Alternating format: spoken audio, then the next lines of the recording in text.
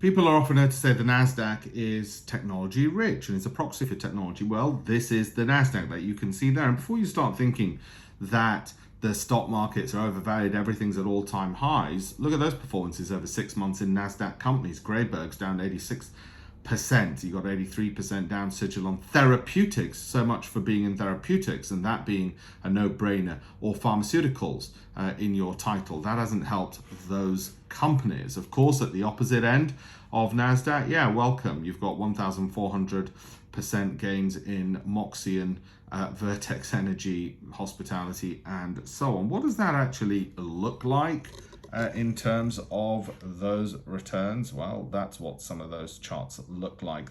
They give you a little bit of a base and a bit of a indication, but I don't think enough for you to be able to predict it based on price movements alone, even if you're looking at various other factors. A lot of this has come down to chance, meme stocks, and the like, as opposed to something which is scalable, tangible, and repeatable. Okay, those are the things that you actually want if you want to try and get these kind of returns. Otherwise, it's like going to a casino, putting it all on black, winning, and saying, hey, I've got a winning strategy.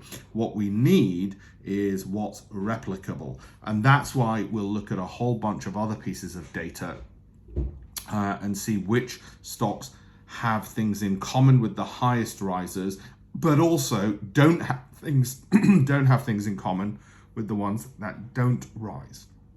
That other side of the coin is equally important, because you don't want false positives.